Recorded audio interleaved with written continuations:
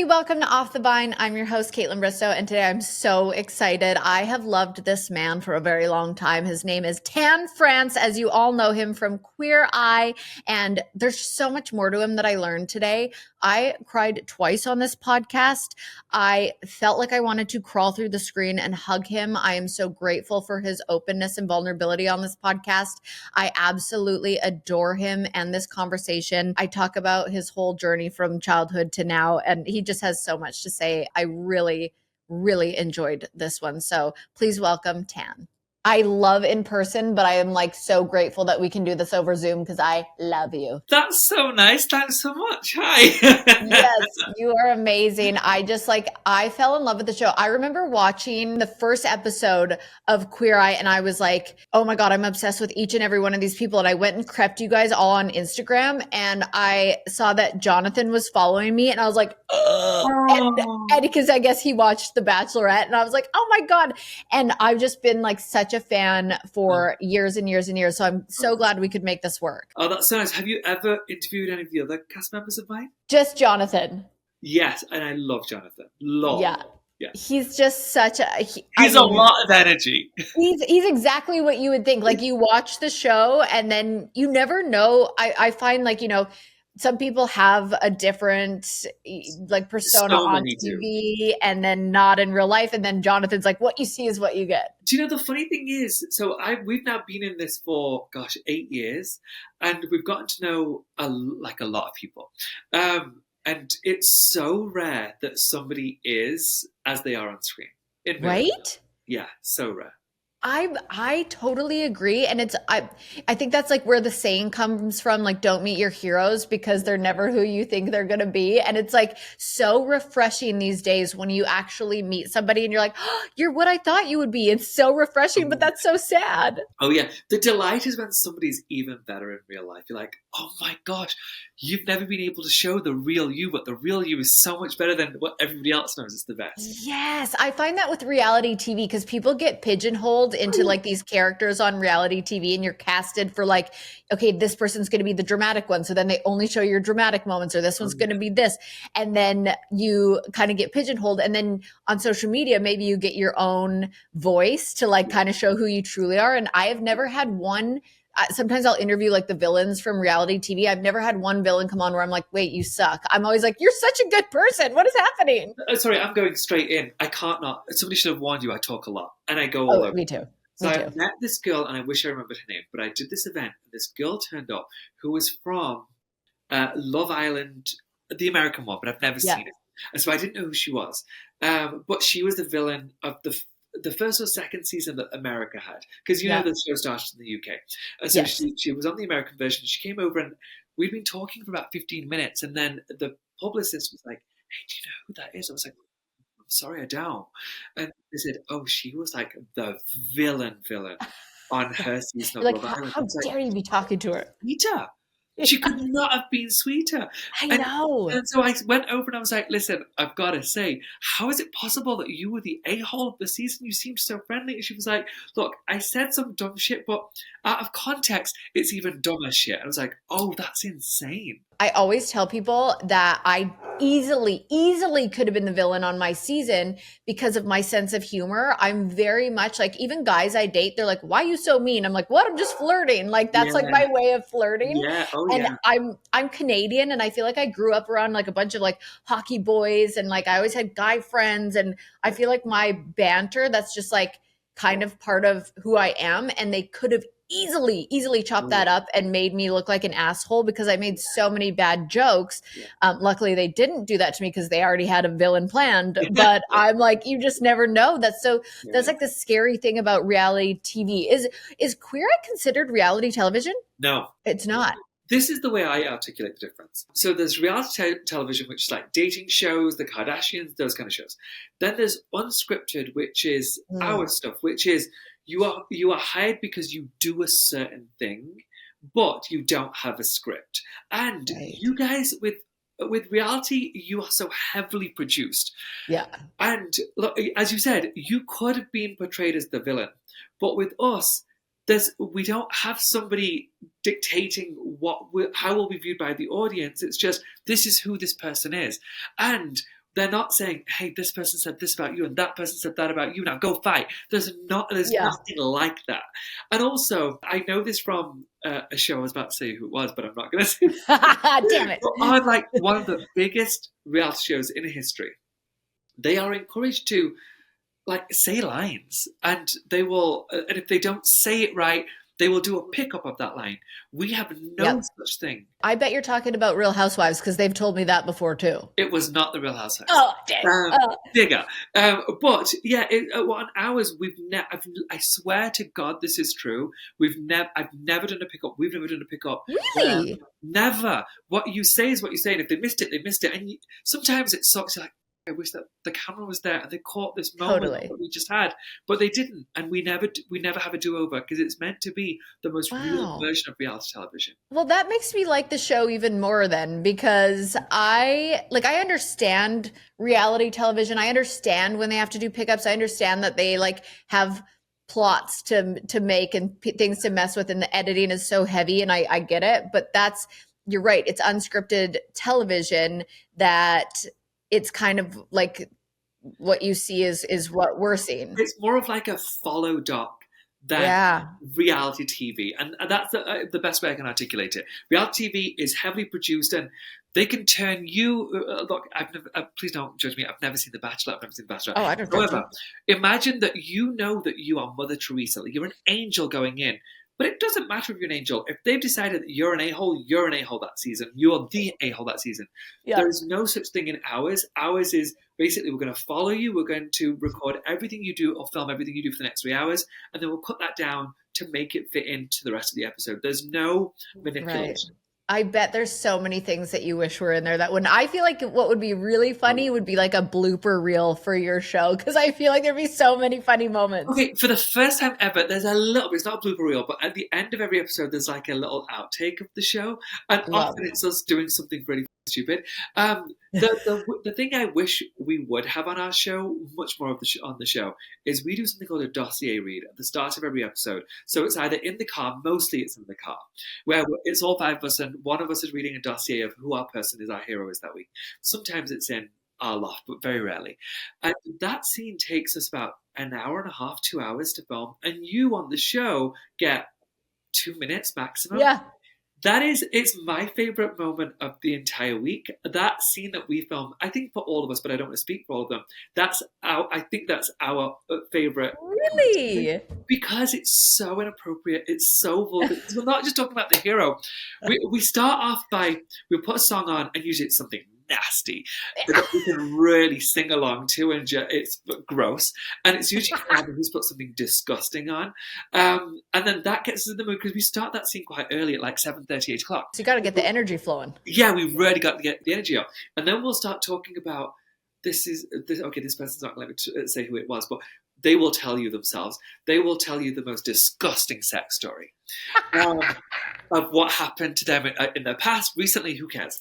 And so we will have just this shocking conversation for half an hour that is just like 5 of the best girlfriends or gay friends chatting as if no one's listening, no one's watching. And then we're like, okay, should we talk about who our hero is this week?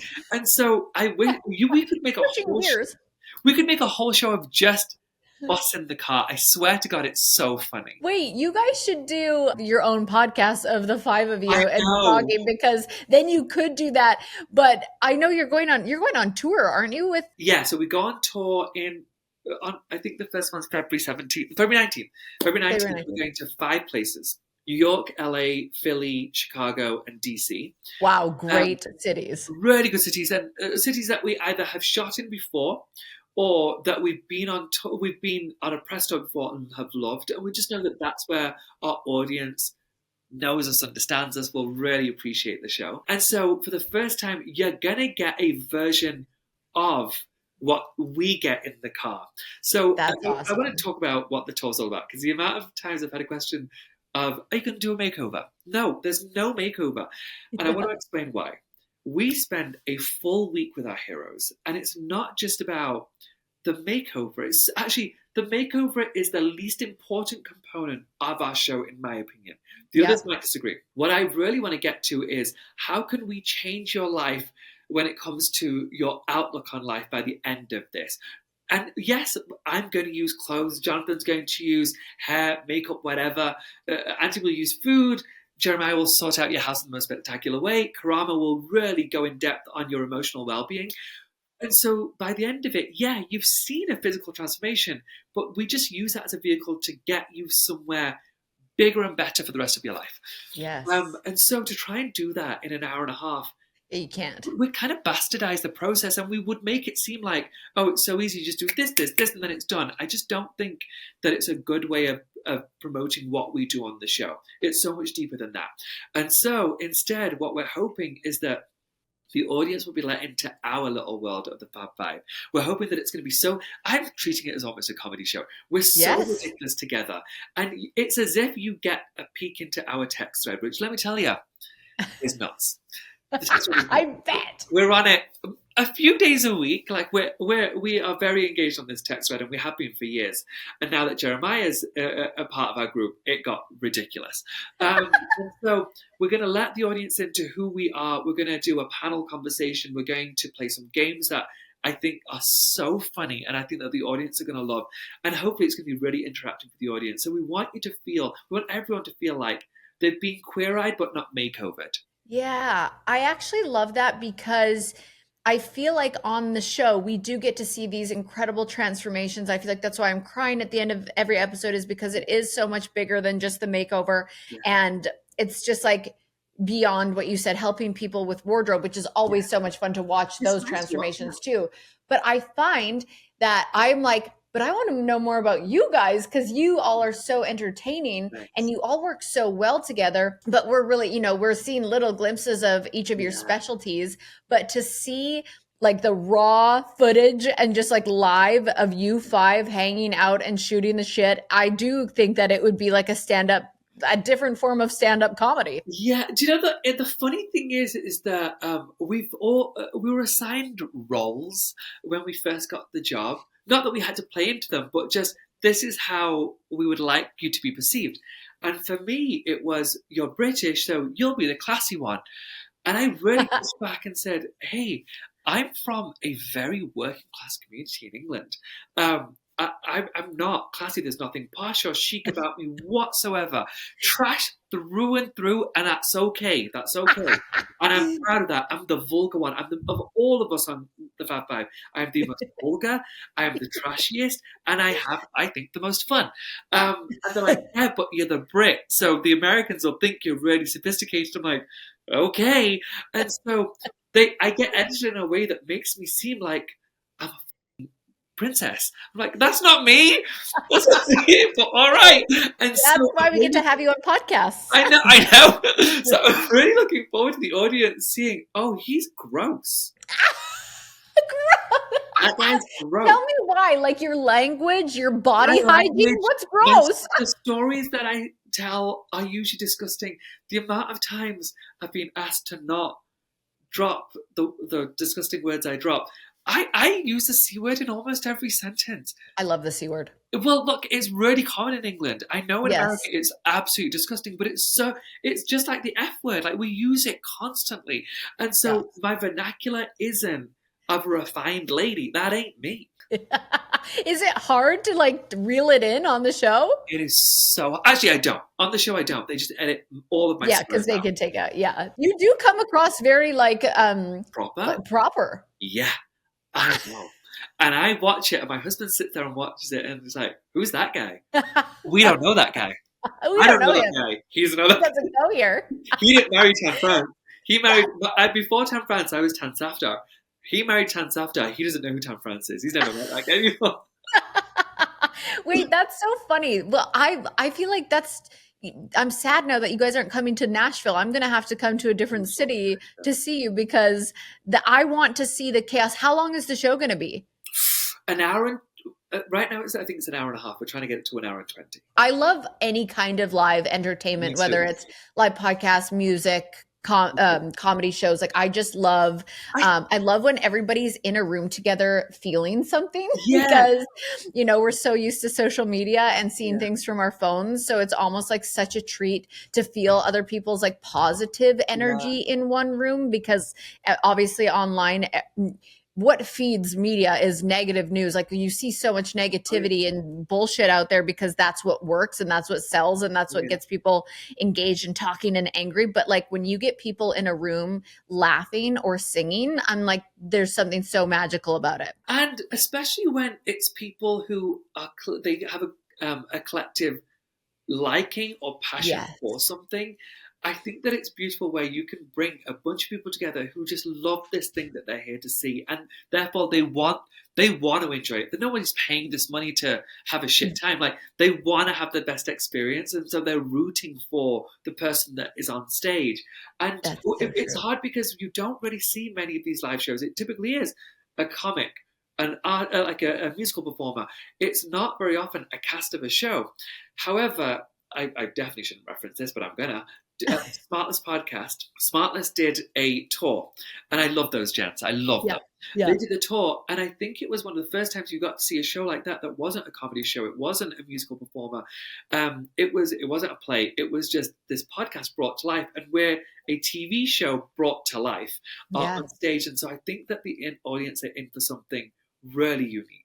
I just can't even imagine the kind of audience you have. I feel like they'd be the best kind of people, Yeah, like they are. so open-minded, supportive, kind, Yeah, good sense of humor. I feel yeah, like the kind of people that are going to show up to your shows are going to be like the energy in there is just going to be absolutely electric and yeah, amazing. And I think you're right. Like I was telling my girlfriend who's just getting into comedy, she's so funny and she already has a fan base from Instagram and she was on a show and she's such a good human and I was like, you can just fart into the mic and everyone would think you're amazing. Like you've already got like you're yeah, not out there doing a grind of being like, are people yeah. going to think I'm funny or not? And just They show up and hate see to what come and works. see you. They're rooting for you. Yeah. Yeah, it's such a good feeling. I had read somewhere that you've spoken out about feeling alienated growing up. So I'm like, I want to know a little bit about that and that part of your life into now where you're like, people look up to you and you're in this community and you're helping other people. So Yeah. what was the hardest part of feeling alienated for you? What was that like? Well, I'm going to start at the end, actually. Yeah. What is so funny to me is the thought that people who had such disdain for me when I was a kid, I love the thought of them seeing me on TV thinking, Yes. that Oh, guy? yeah. That guy did it? Like, how is it possible that he made it? And the funny thing is, oh gosh, this was just last night. I googled the first boy I ever kissed, Yes. because I wanted to know what he looked like. Now I haven't even thought of him. So I was 17, so this was 24 years ago, and I haven't thought about him in decades. And we were watching a show, and my husband was like, do you still see images online of the guy that you first kissed?" I was like, "No, I haven't looked him up in so long." And I looked him up, and I was like, "God, I wonder if he knows that this is me." Like that Of the guy course. he kissed is Tan France, because my name isn't my name anymore. I got Right. married and I changed my name to France, and so I was like, "Gosh, does he know that that's me?" And I look quite different. Anyway, and have grey hair. I didn't look anything like this. Anyway, so I do love the idea that people from my small town now know, because when I was younger, I lived in a small town with very few people of colour. Yep. I'm from England. I live in the north of England, a place called Yorkshire. And at school, I was one of not even 10 brown kids. Um, I think there were probably six of us. There was one other in my entire year. And so when you are in a situation like that in a small town in England, it means, and this isn't a blanket statement, it's just a fact, it means that you will suffer great hardship. It means that you will probably be attacked on your way to school most days Oh, or on your God. way home. Or you will learn how to run real fast. You learn how to fight real well from Yeah. a very young age, because you just know that it's not as simple as I'm going to walk to school today, I'm going to get on the Wow. bus to go to work. Yeah. At some point, somebody's going to say something disgusting to you and remind you that you have no right to live in that country, Wow. even though our people were brought there to help build the country. Yeah. Yeah. It is what it is They're like, because let me take you to school on this, yeah, actually. yeah. And so being in that environment just meant that I wasn't the version of Tan that I am today. I was so quiet. I was Yeah. so quiet. I was so shy. I would barely speak. I had a few friends, but I was quiet with them. At home, I was the version that you all know. I was loud and I was free and I got to be who I wanted to be. But outside of the house, I was a shadow of who I am. And therefore, I was a very easy target for a lot of people. Also, I don't think I'm tiny. However, when I was a kid, I was tiny, and my castmates all refer to how small I am because I'm the shortest of all of them. They're all very Right. tall, like abnormally tall. So I look like I'm vertically challenged. I'm 5'9". It's an average height in America. Yeah. Anyway, at school, I was a really short kid, and I was really skinny, and so it was just really easy to hit me and knock me down because I probably wasn't going to fight back until I started to. And then that's when things really started to change, and I realized I need to get out of this place. I don't want to fight forever. Yeah. And from a young age, I always knew that England wasn't my home. I love England. I love to visit, and most of the people that are from England are incredible. But the mean few are the ones that really impact your day to day. Yep. And they're the ones that make you feel something. And so from a really young age, I made it really clear to my family, I will leave this country. This is not my home.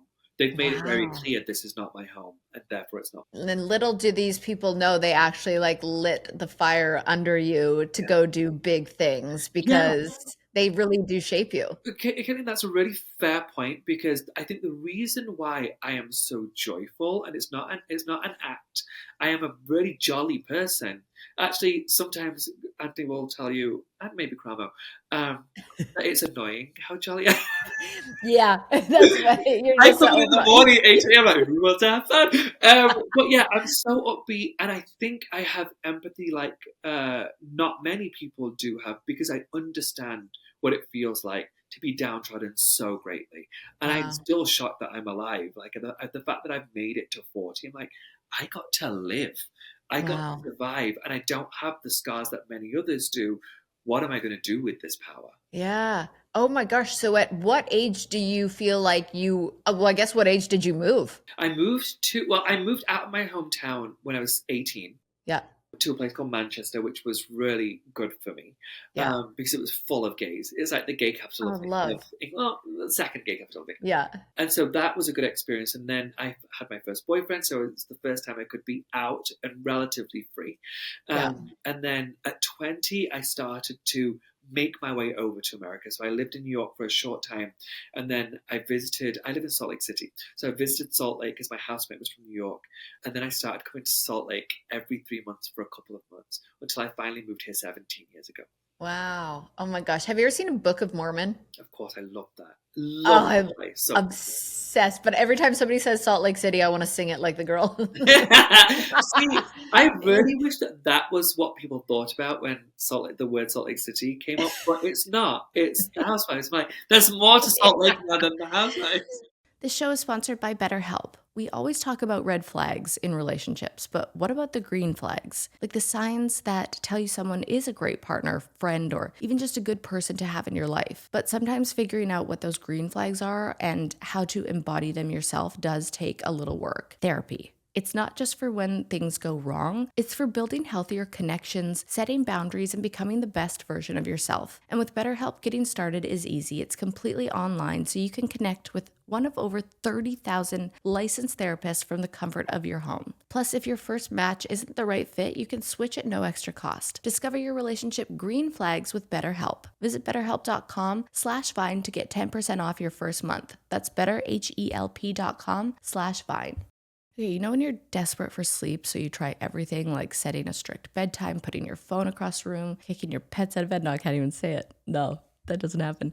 But here's the thing. Real sleep changes start with what you're actually sleeping on, which is why I love Boll and Branch sheets. Made from the softest, most breathable, 100% organic cotton. And from the second you slide into bed, you just feel the difference. They're buttery, airy, somehow get softer with every wash, like a sleep upgrade you didn't even know you needed. And the best part is that you can try them risk-free with their 30-night guarantee. So now's your chance to change the way that you sleep with Boll and Branch. Get 15% off plus free shipping on your first set of sheets at bollandbranch.com with promo code VINE15. That's Boll and Branch, BOLLANDBRANCH.com. Promo code VINE15 to save 15%. Exclusions apply. See site for details. So I was actually talking about this earlier with a friend. She had a lot of trauma around the church and what it made her believe and certain things like that.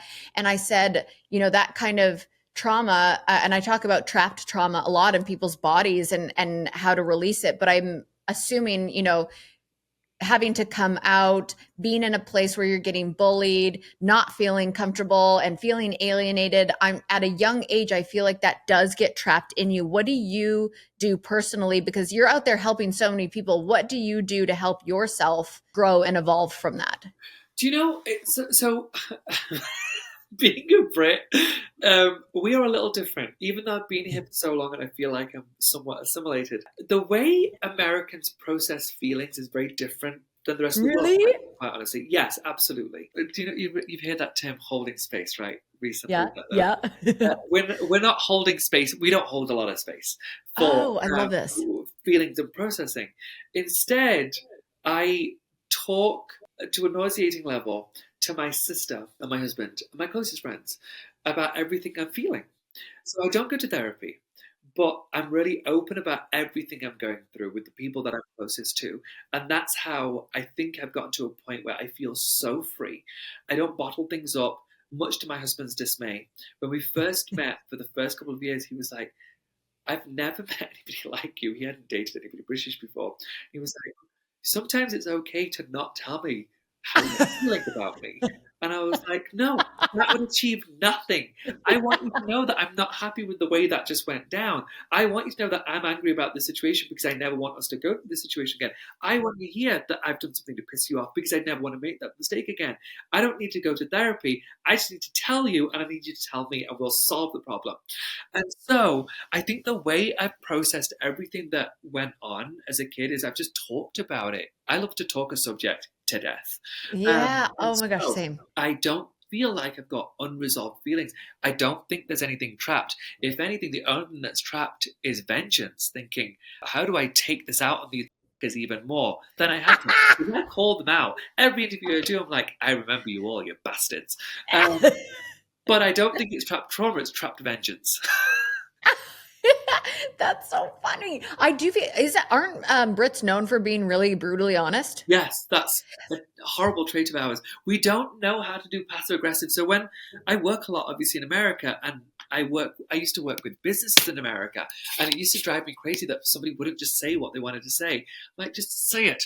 The only way we're going to move past it is if you just say it. You're not going to offend me. You don't need to say, hey, no disrespect. I don't need any of that. Just say, hey, I didn't like the way you did that, and I won't do it again. Yeah, it's hard. I'm Canadian, and I feel like we get the rep of being like so sweet and kind, but I'm kind of like you. Actually, I did 23andMe, and I'm very British, actually, like very, very British.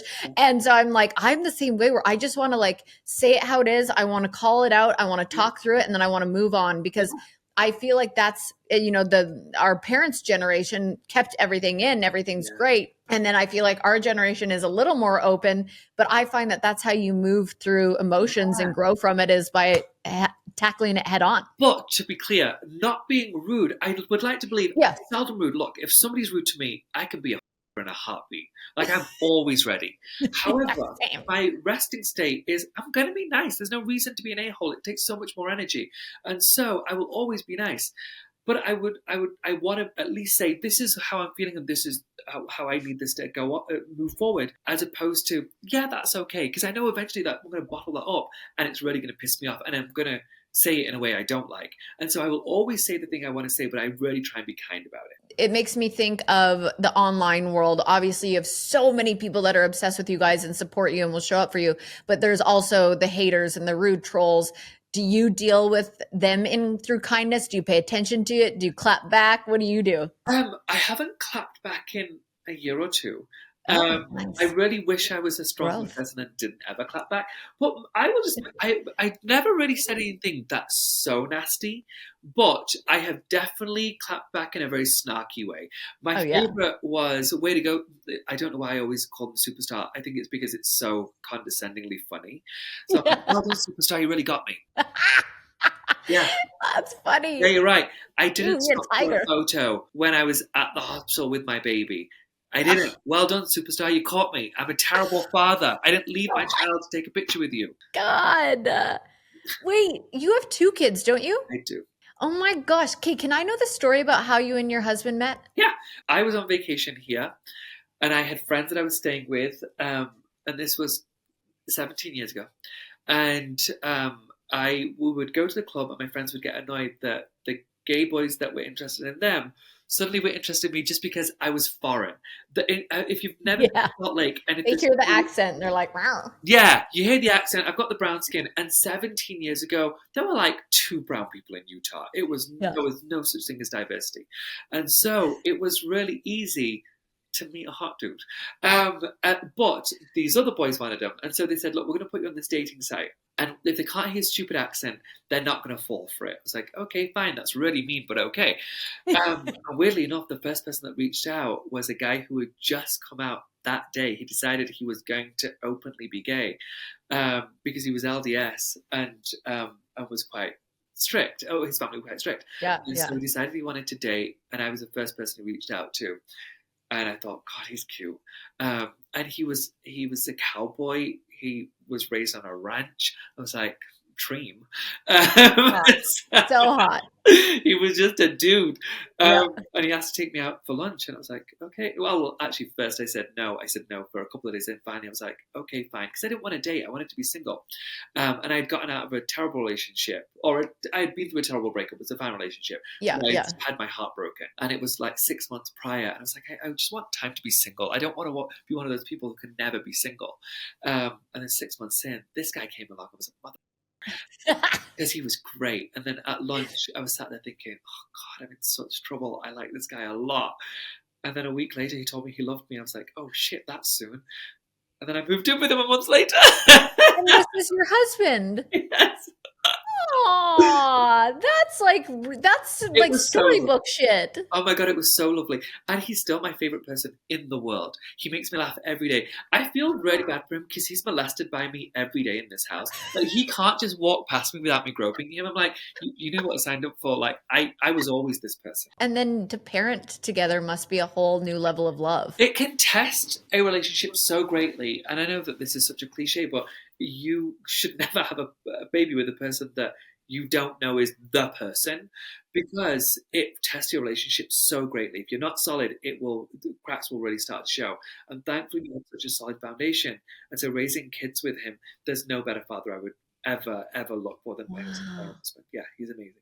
Okay, I'm going to put you on to a little something, a hot tip, if you will, from one big wine guy to another. If you are going to drink wine in any amount, a glass, a bottle, you need to be drinking one that's low sugar. High sugar content in wine is the main culprit for hangovers, and a high sugar wine is not good. Nobody's got time for that. So next time the mood strikes for a nice, crisp glass of vino, pick up a bottle of Spade and Sparrows. All 4 varietals are low sugar, made in California, and of course, female founded by yours truly. You can locate your nearest bottle today by visiting spadeandsparrows.com/in-store. All 4 Spade and Sparrows varietals are honestly crowd pleasers. I don't think we've gotten any bad reviews. They're super easy drinking. It's what I drink for wine. And of course, like I said, all low sugar. Find Spade and Sparrows in the wine aisle at Target in Florida, Texas, Georgia, Ohio, Oklahoma, Louisiana, or various other retailers across the U.S., or shop online at spadeandsparrows.com. And of course, my little vino community, you can use code OFFTHEVINE to receive 15% off your first order. Spade and Sparrows, great wine without the rules. I'm about to tell you the cutest story I've ever told. Ooh, give me the... Because the audience, I hear that the audience isn't liking me very much right now, but they're going to like me even less for this story. Why? I have a friend who is still a friend. We're not as close anymore, but we are still friends. Their first marriage, I refused to go to, because their first wedding, I refused to go to, because I'd already told them a couple of times that this person is not a good person and you should not marry this person. This person treats you badly. They are never going to be the person you want to be. I know them to be, sorry. I know you want to be married. I get that you're panicking, that you're in your mid-30s and you just need to move on in life and you want to get married. But it doesn't mean that you've got to settle for a piece of shit. Right. So they came to see me to say, hey, I would like you to be in the wedding, like be part of the wedding. I was like, I love you so much that I'm going to tell you the truth. Wow. Good for you. This is not going to work. I can't be at your wedding because I will not be a hypocrite. Wow. I love you, and I know that's so hurtful, but I swear to God, one day you will realize that I'm doing this for your benefit. And I know that sounds so mean, and most Americans listening to that will think that's nasty as fuck. But the Brits will get it. The Brits will get it. And if you can say anything about me, but I'm a loyal friend, and I will tell you the real. And so I went to the wedding. Less than a year later, they were divorced because this person realized that their partner was a a-hole and cheated on them. I'm like, I knew this was going to happen. I saw it a mile off. I think one needs to be that person for your friends, and you need friends to tell you the same thing. And did they thank you for it later? They didn't tell me for a year. They moved away, and they didn't tell me for a year, so I had no idea. And then a year or so later, they said, I finally got the strength to tell you. Wow. We're divorcing, and I was scared to tell you because you would warned me, and I didn't. I was so embarrassed. And I was like, you don't need to be embarrassed with me. I love you. I will always be. I told you because I love you. You can tell me, and I will. There's no judgment. I just couldn't support something that I knew was terrible for you. Just the brutal honesty of being like, I cannot support this. I love you, and this is hard to hear. Like, that kind of straightforwardness turns me all the way on. Yeah, me too. But a lot of people can't handle it. Jonathan Van Ness, who I love so much, will often say, sometimes it's hard for you to because you just say it. And he's like, you're the most boundaried person I've ever met in my life. But I also know, because I've heard him say it in an interview, he's learned so much about boundaries from me. Yeah. And to give you an example, he doesn't do this anymore. This was the first couple of years. We could film a long day and I'm exhausted. And he's like, okay, I'm going to pop over to your house. I'm just going to put my stuff in my apartment and then I'll pop up to yours. I'm like, do not knock on my door. I'm all day with you. I've got 2 hours to decompress before bed. Do not knock on my door. I will not open the door. You can swim through my door. I will not open my door. That kind of honesty with people who are your friends, and typically friends who have become family, you should be able to say, I'm telling you, I don't have the bandwidth for you tonight. Half hour and I'll see you tomorrow. I agree. I feel like I have that circle right now. I feel like my circle's small. I could totally tell them that, and they would be like, "Oh, thank God you told me that!" Like, because I didn't even really want to come over in the first place. Like that, you know. Yeah. I love that. That's what I look for in people. I feel like the older you get to, the more you look for people that are just honest with you. And like, I can tend to be a people pleaser in some capacity, but like my true core self is not a people pleaser. So I don't know why I do that.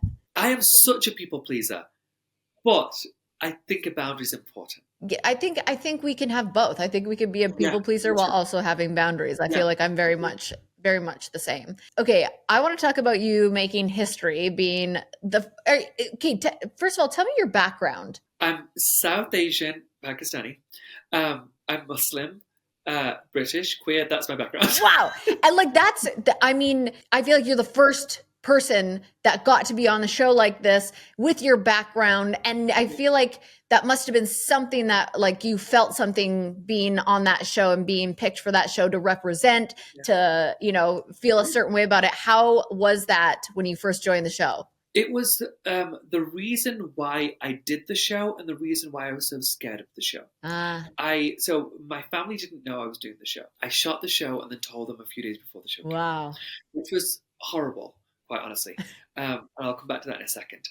So I had businesses. I retired, mostly retired. I had one that I was selling at the time of getting Queer Eye. And somebody called to say, hey, there's this show that's looking for the fashion guy and they might want you. So just so you know, one of my businesses was with a very successful influencer.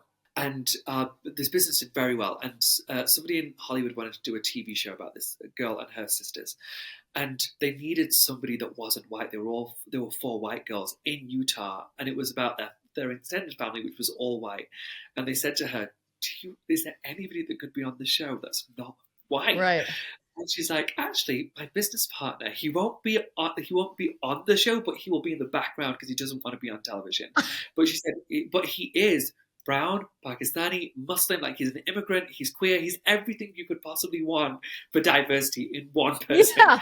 Like, score. Yeah, great. Even if he's just in the office when you're in the office, great.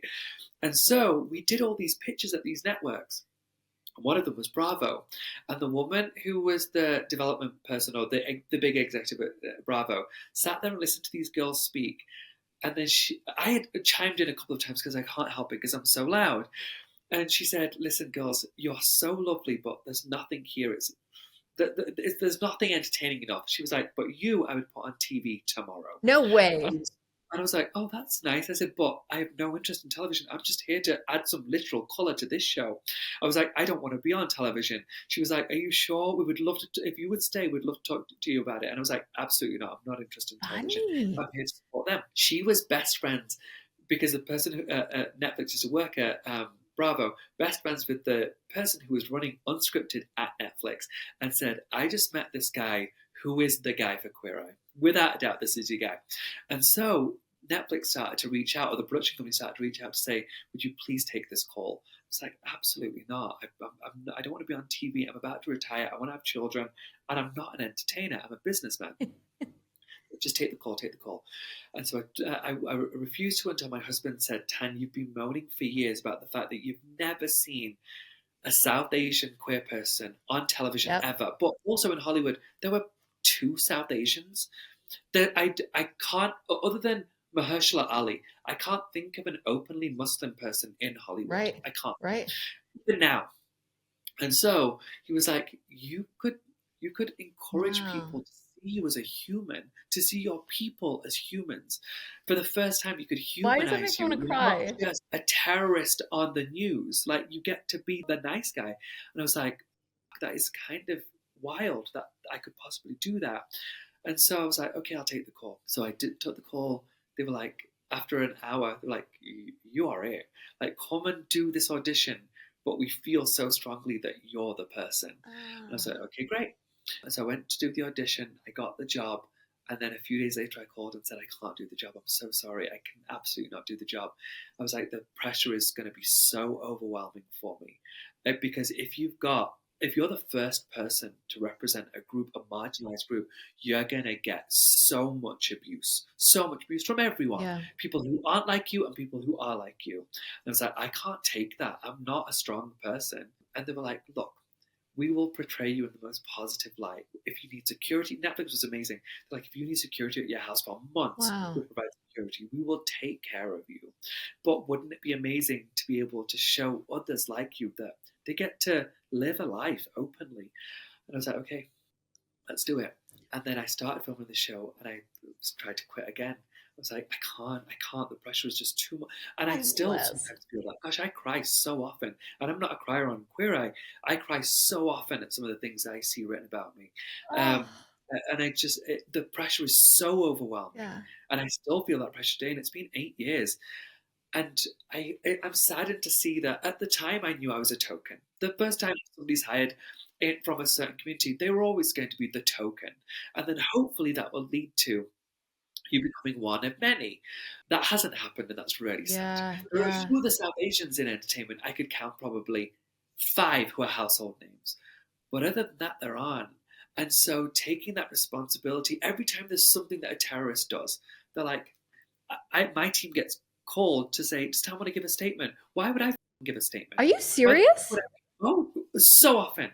If there's an attack, I don't know, some a Muslim man's done something that 1,000 white men have done in America, a crime that 1,000 white men have committed. Comments will be, "Don't you want to say anything? Like, aren't you one of them?" No, there are so many Christians who've committed acts of violence. Yeah. Don't you want to say something about them? There are loads of white people who've committed crimes against people in America. I don't see you talking about apologizing on your people's behalf. Why would I apologize on my people's behalf? Right. That's terrorist. That's not one of my people. Right. That's the terrorist. God, did you know America was like that when you moved here? It's not just America. It's everywhere. Really? I get it when there's something that happens in England. I get it. Really? I knew that this was what was going to happen, and so when I say I'm sad that I didn't tell my family and it went terribly, is because when I told my family, they're like, "This is what's going to happen," Oh because no. they are the mirror that I refuse to look in. They are the me that I am to white people. They're that for me, Yeah. and they're like, "You are going to get so much abuse. You are going to be the punching bag for every Pakistani or South Oh Asian, my every God. Muslim, every queer person, every immigrant. You are the punching bag." I'm like, "No, I'll be fine." And they were right. I am that person. Still to this day. To this day. Oh, Tan, that makes me want to cry. Do you know what? I was about to lie and say I've developed a thick skin. I haven't developed a thick skin. I've just accepted that this is what comes with my job. And my castmates will say, not Jonathan, because Jonathan is also having to represent the Yeah. trans and binary community. Yeah. But my other castmates would say, "Gosh, we don't. Our experience of Queer Eye is so different from yours because we just got celebration when the show came out. Yeah. I didn't. I didn't get celebration. Wow. To a certain extent, I did, but so much of it was we f***ing hate you. What? Oh yeah, Of our course, I experience don't is so see different. that because I'm like, I can't imagine the show without you. I'm so glad you did it. Thank you for having to go through what you do for that because you are such a big part of that show. I can't imagine it without you. But I don't Okay. see that side of it. And it just like it honestly makes my heart drop into my stomach when I hear you say those things because I don't know why I am still in disbelief when this shit happens, but I am. It makes me sick to my stomach. We used to get like 1,000 DMs a day, and like 800 or so were disgusting. So do you try and not even like read I don't them? look anymore. Yeah, My yeah, assistant handles all of that. yeah. Even my Instagram. So I will create the content. Like I will post. I will have my videos that I will post. But I do a lot of cooking content because I actually just love to cook. That's Me all I too. want to do. Yeah. And so I will film that. But then my team deal with all of that. I Yeah. don't get involved. I don't want to get involved. It's too painful. I mean, yeah, I don't care how thick anyone's skin is. That's Yeah. painful. I mean, I could never even put myself in your position to know how painful that is, but I want to like jump through the screen. I wish I could hug you. Oh, thanks. I do. I just like you're such a light. You're such a light and it's just like you radiate that and it's Oh, just so crazy that there's such hateful oh just yeah. like ignorant losers in this world I that know. and I don't know if they're I just feel like the more we see on social media, the more I realize that humans are just fucking terrible. Like, Well, yes, however, to counterbalance it and to offer some light to this, ugh, it's counterbalanced by so much love and support by so many others. yeah, yeah, It's just it's just the mean ones that get through to you. You're like, yeah, how could you affect me so greatly? But you can have 1,000 of them that are like, yeah, we can't believe that you're here. We love you so much, and it's so nice to see and read. But those mean ones are the ones that really stick with you. And so I will say that the greatest thing that came of all of this is that I still get messages from people all over the world in places that don't have the rights that we have in America, yeah, and they will say, "We can't believe that somebody that kind of is like us gets to live freely." yeah. I did not. This is going to sound so Debbie Downer, but I'm just going to go there. I did not believe for a second when I was younger that I was going to make it past 25. I thought by the time I hit 25, I'm going to have to commit suicide or I No. will be killed because there aren't we don't see queer people in Muslim communities or South Asian communities. There's a reason we don't see them. It's because it's so scary for us.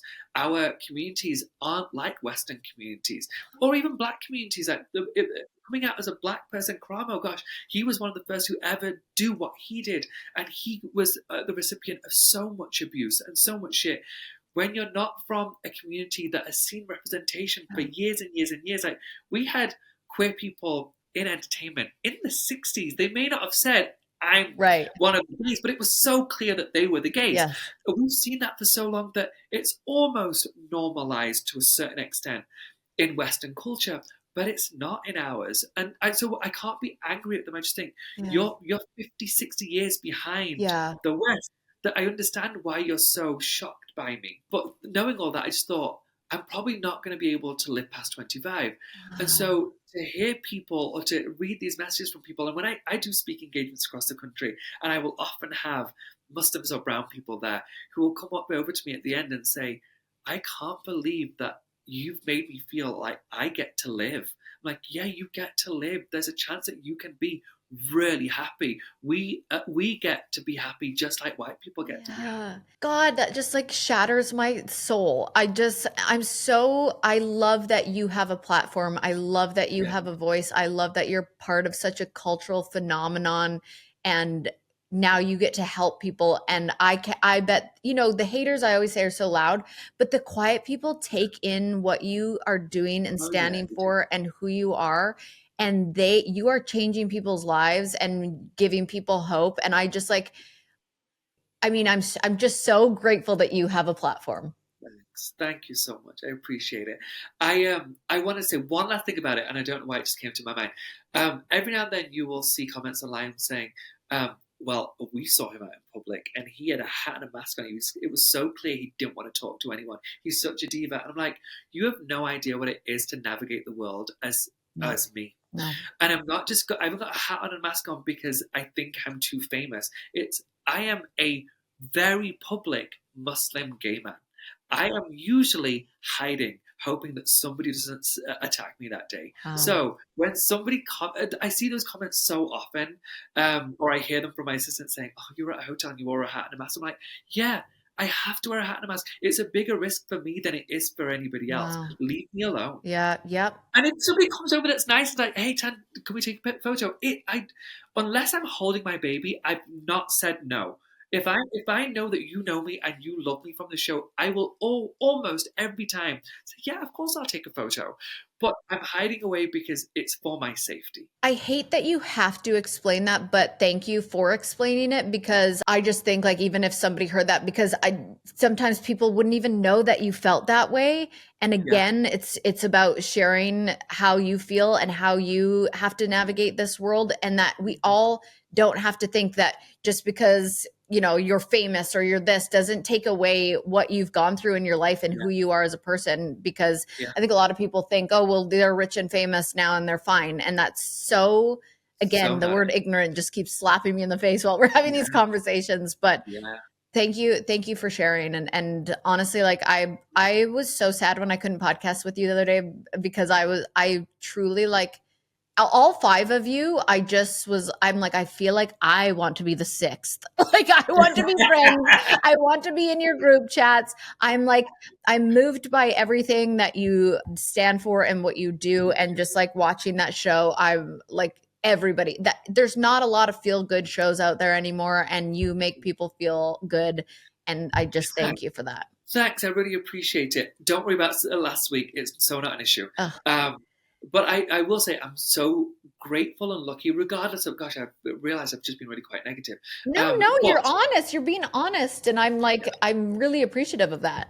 Thanks. But I will say I'm so grateful to be on Queer Eye. Yes. It's been the best experience of my life. The fact that I get to do what I get to do, even take away all the influence one might have on other people, even though that's the most important part. It's amazing. The fact that I just get to work with those idiots a few times a year, or every year at least for a few months, I'm like, what a joy. Absolute joy. And I love them. And I don't know if you've seen the new season, but if you haven't seen the new season, we have a new person on our show called Jeremiah Brent, who is a dream. He's such a perfect fit. I love that. So you will love him. Oh, I can't wait. I've been meaning to sit down and watch, because I know once I hit play on one episode, I'm in for the night. And I know. But just quickly to touch on that, I am such a believer in feeling so many different things at once. You are allowed to have your experience. You're allowed to feel the way that you feel, and so grateful at the same time. Like, I'm just, that's like my favorite thought in the world. And it has been for the last little while, that like, you always think you have to feel this certain way. So like, I did a Q&A the other day and somebody said, "Are you happy?" And I'm like, well, it depends on the hour. I feel so many different ranges of emotions through the day that I can't even keep track. That's so funny. Somebody asked me that recently at a Q&A. I do panel talk. Sorry, I'll do a Q&A across the country regularly. And somebody asked that at my last one. And my answer was basically the same. Most of the time I am, but sometimes I'm not. And that's okay. That's normal. Yeah. If somebody's happy all the time, that's a little peculiar. Right. Yeah. Humans are literally meant to feel the full range of emotions. Yeah. So it really depends. I always say nobody feels their feelings like Kaitlyn Bristowe. I will go through it just every day. And I'm like, but it's conversations like these, like you just made my whole day. I love talking to you. I love everything that you've said. And I can't wait to go watch now. Now that I have this connection to you, I'm going to fall in love with the show even more. I hope you love this season so much. I'm not just saying this is our new season, I swear to God, because we went through a massive change this year with this new season. Yeah. It is the best season yet. Oh, I can't wait. Okay. And thankfully the audience seems to feel the exact same way. That's the overwhelming message from the season is, God, it's the best yet. Oh, I can't wait. You know what? I actually am done my day today at 3:30, and that's what I'm doing with the rest of my night. I am going to binge that show, and then I'm probably going to DM you and show you me crying. Do so. Please do so. I swear to God, episode 1's going to suck you in. It's so I solid. can't wait. I can't wait. Okay, tell everybody where they can get tickets for your tour. Or is it already sold out? Probably. Tickets are available at fab5live.com. Again, we start the tour on February 19th. We're coming to 5 places, and just so you know, every stop's different. Oh, that's fun too. Yeah, so every stop's catered to the city that we're in. It's really special. Oh my gosh, well, you are just an absolute delight. Thank you so much for doing this with me. And anytime you're in Nashville, or if I'm going to try and come to one of your shows, but if you're ever in Nashville, please let me know. I will. I didn't realize you were in Nashville. I love Nashville. I'm usually there at least once a year, so I will see you in there. Okay, let me know, and then we can do this in person. I would love. Amazing. Thank you so much. I'm Kaitlyn Bristowe. I'll see you next Tuesday.